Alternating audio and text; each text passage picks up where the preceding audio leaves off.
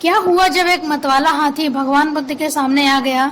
यह बात उस समय की है जब भगवान बुद्ध की प्रसिद्धि को देखकर देवदत्त की मन की ईर्ष्या बढ़ती जा रही थी। वह किसी तरह से भगवान बुद्ध की हत्या करा देना चाहता था। उसने अजात शत्रु से मंत्रणा करके एक मतवाले हाथी को खूब शराब पिलाई और उत्तेजित करके उसे उस मार्ग पर छोड़ दिया जिस ओर से गौतम बुद्ध आने वाले थे। मतवाले हाथी के रास्ते में जो भी आता गया उसे रौंद कर आगे बढ़ता गया। चारों ओर चीख पुकार मच गई। लोग अपनी जान बचाकर इधर उधर भाग रहे थे। तभी भगवान बुद्ध वहां आ पहुंचे। भगवान बुद्ध ने हाथी को विनाश करते हुए देखा तो वे उसकी ओर बढ़े। उनके साथ के भिक्षुओं ने उनको रोकने की कोशिश की पर वो नहीं रुके। मत को देखकर उनकी ओर लपका।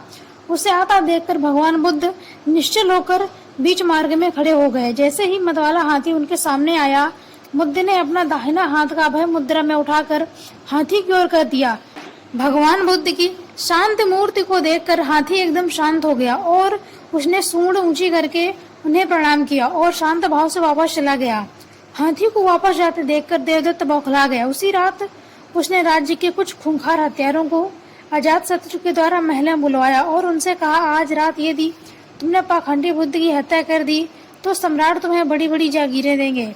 तुम हत्याएं करके जो माल कमाते हो ये उससे कहीं ज्यादा होगा।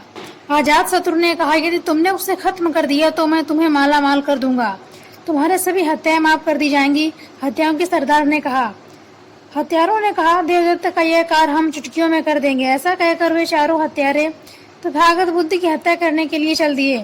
वे चारों हत्यारे अपने हाथ में खड़क लिए और चेहरों को ढके हुए वहां पहुंचे जहां बुद्ध पद्मासन की मुद्रा में बैठे थे। परंतु जब उन चारों ने भगवान बुद्ध की तेजोमय शांति मुद्रा को देखा तो उनके हाथ रुक गए। वे चारों उनके चरणों में गिर पड़े। उनका सरदार बोला, प्रभु हमें क्षमा करें।